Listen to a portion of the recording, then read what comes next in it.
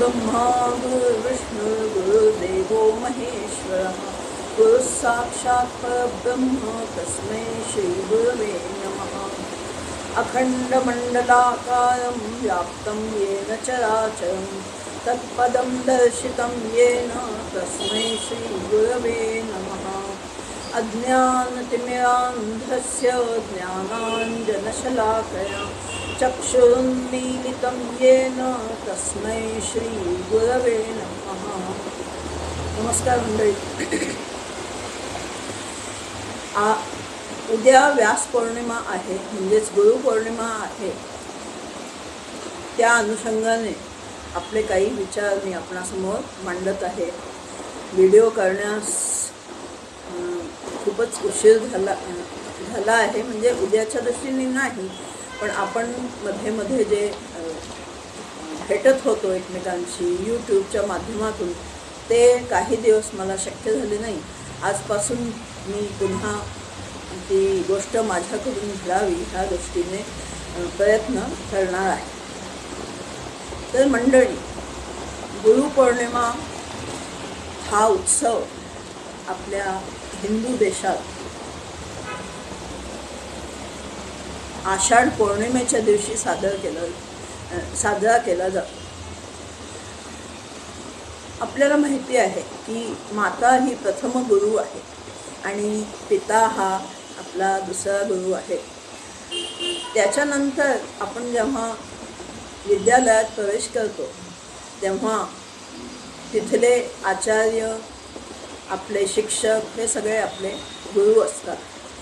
आणि त्याशिवाय यापुढे जाऊनही आपण ज्या ज्या माणसाकडनं जो गुण घेतो तो आपला गुरुच असतो। कारण कुठलीही ह्याच्यात वयाची, शिक्षणाची, ह्याची, अनुभवाची काहीच त्याच्यात आपल्याला भेदभाव करता येत नाही। कारण गुरु हा शेवटी गुरु आहे। तो आपल्याला चांगल्या वस्तू शिकवण्यासाठी प्रयत्न करत आहे आणि गुरु म्हणून तो आपल्या जीवनात येतो आणि आपली शारीरिक, मानसिक, आध्यात्मिक अशी सर्व प्रकारची जी शिक्षा आहे तो आपल्याला देतो। सगळ्यात महान गुरु कोण समजले जातात, तर व्यास हे सगळ्यात आदी ऋषी आहेत आणि शिवाय ते सर्व वेगवेगळ्या ग्रंथांचे लेखन त्यांनी केले आहे आणि आपला जो जीवनमार्ग आहे तो समृद्ध करण्यासाठी त्यांच्या उपदेशाचा खूपच उपयोग आपण आपल्या जीवनात करतो। व्यासोच्छिष्टम जगत सर्व, म्हणजे व्यासांनी जे जे काही लिहिले आहे महाभारतात, त्या सर्व गोष्टी ह्या धरेवर विराजमान आहेत, अस्तित्वात आहेत। आणि व्यासांनी जे काही लिहिले नसेल ते ह्या जगात असूच शकत नाही, असं महर्षी व्यासांचा महिमा आपल्याला सांगतात। महर्षी व्यास हे महाभारत काळात होऊन गेले आणि शिवाय त्यांनी ते चिरंजीव पण आहेत। कारण आपण चिरंजीव लोकांची सप्तचिरंजीवांचे उल्लेख आपण एका श्लोकातून करतो। त्याप्रमाणे व्यास, कृप, आचार्य द्रोण, भीम, बली, अश्वत्थामा आणि व्यास ऋषी स्वतः असे सप्तचिरंजीव, मार्कंडेय हे सप्तचिरंजीव आपल्या हिंदू संस्कृतीत पूजले जातात।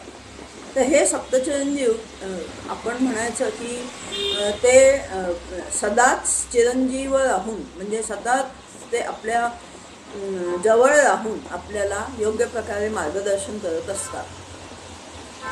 व्यासांनी महाभारत लिहिला त्याची गोष्ट आपणा सर्वांस माहीत आहेच की जेव्हा व्यासांना अशी विनंती केली गेली की तुम्ही महाभारताचं ग्रंथ मला आपल्या सर्व मानवजातीच्या कल्याणासाठी आपण तो लिहावा असं जेव्हा देवांनी त्यांना विनंती केली, तेव्हा त्यांनी असे म्हटले की माझी एकच अट आहे की जेव्हा मला एखादा असा लेखनिक मिळेल की जो मी जे जे बोलेन ते भराभर लिहून काढील आणि जराही खंड त्याच्यात पडू देणार नाही, तर असा लेखनिक मला हवा आहे, तरच मी महाभारताचे लेखन करेन. तर सर्व देव विचारात पडले, काय करावं आता, कोणाला विचारावं.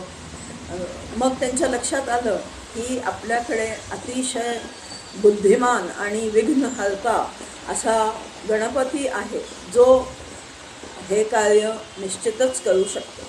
म्हणून त्यांनी गणेशाला त्यांची विनंती केली की तुम्ही आम्हाला मदत करा. व्यास महर्षी जे महाभारत लिहिणार आहेत, जे वेद पुराणे, अनेक वेद पुराणे पण महर्षी व्यासांनी लिहिलेली आहेत, तर आपण कृपया त्याचे लेखनिक व्हावे.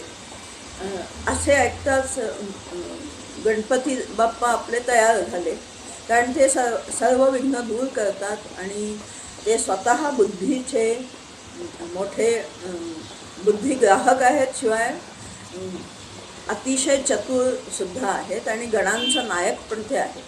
त्यामुळे गणपती बाप्पा तयार झाला. मग तेव्हा व्यासांनी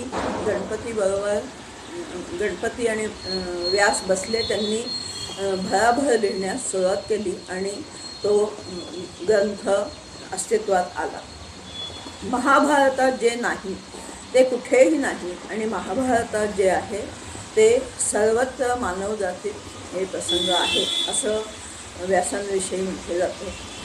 तर व्यास हे आपण म्हणाल व्यास अजून इतके वर्ष कसे जगले, किंवा व्यास ही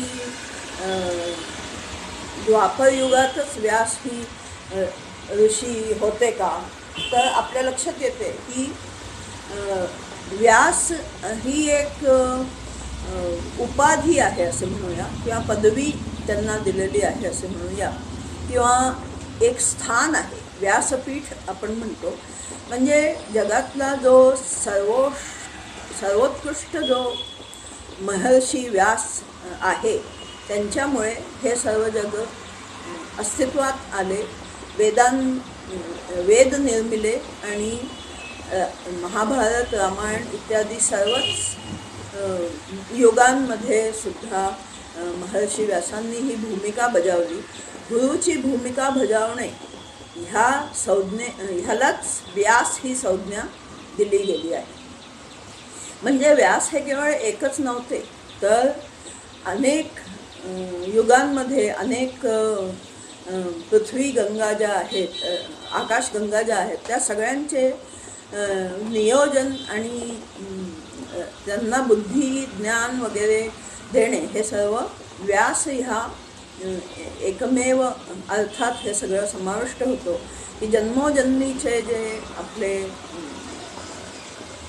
गुणदोष जे आहेत, किंवा जन्मोजन्मी हे ऋषी जे जे अधिकार स्थानावर विराजमान झाले, त्यांना व्यास ही उपमा दिली गेली आहे. तर असे हे व्यास चिरंजीव आहेत. ते भीमाला सुद्धा त्यांनी पाहिलं आहे आणि सर्वच युगाचे द्रष्टा व्यास महर्षी आहेत. व्यास महर्षी हे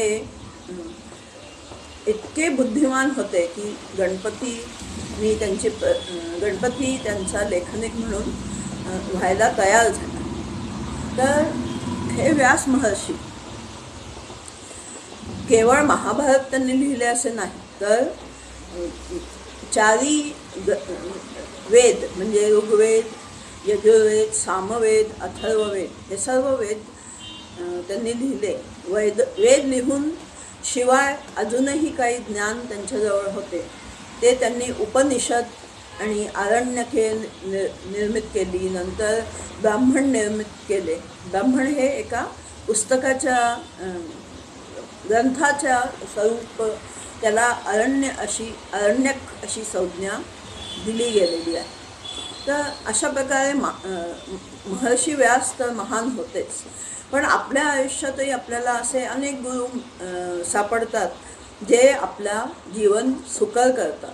त्यांचा हात धरला की आपण अनेक संकटांना पार करून जातो, अनेक सुखदुःख आपण त्यांच्यामुळे झेलू शकतो. असा महिमा ह्या गुरुपदवीचा आहे. गुरुपदवी ही अशी आहे की जी शिष्याला निरपेक्ष प्रेम करते. फक्त शिष्याने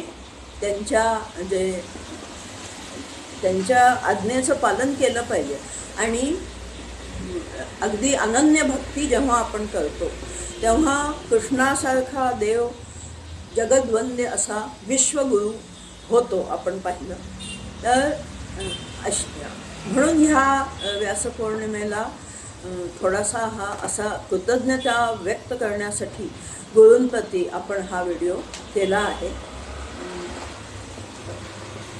वेद खूप मोठे होते पण त्यांचे 4 विभाग केले गेले.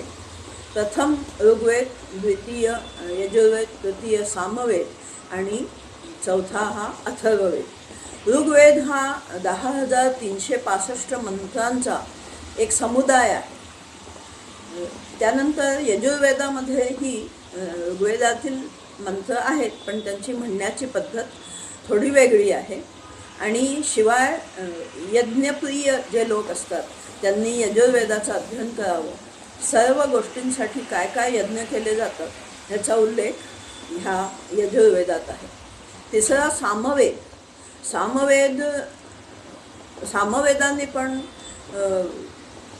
ह्याच्याकडनं ऋग्वेदातलेच काही मंत्र घेतले, परंतु ते मंत्र घाईघाईने न म्हणता संगीताच्या स्वरूपात म्हणजे आळवून म्हटले जातात. तर असा हा सामवेद. आणि अथर्ववेद म्हणजे आपण जे जे शिकलोय किंवा आपल्याला ते जर प्राप्तीसाठी आपण ज्या वस्तू आपल्याला आवश्यक आहेत, अर्थप्राप्तीसाठी ज्या आवश्यक आहेत त्या सर्वांचे वर्णन अथर्ववेदात केले गेले आहे.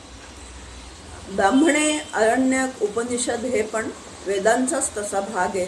त्याला आपण उपांग असं म्हणतो. आणि हे सगळे ग्रंथ यांनी विभागले कशासाठी तर इतका मोठा ग्रंथ पसारा होता तर एकाच ग्रंथामध्ये तो समाविष्ट करणे शक्य नव्हते. त्यामुळे व्यास ऋषींनी वेदांचे 4 भाग पाडले. आणि मग तरीही जेव्हा त्यांना असं काही वाटलं की थोडंफार राहिलंच आहे अजून, तेव्हा त्यांनी आरण्यक, उपनिषद आणि ब्राह्मण हे ग्रंथ तयार केले. अशा प्रकारे इथे आपण थोडक्यात व्यास महर्षींची माहिती घेतली. आता माझ्या नेहमीच्या प्रथेप्रमाणे एक गुरुचे गीत मी आपल्यासमोर सादर करीत आहे. नाही दुजा धार गुरु विण, नाही दुजा धार. रडता पडता कोठे अडता, रडता पडता कोठे अडता. तोच नेतसे पार, नाही दुजा आधार गुरु विण, नाही दुजा आधार.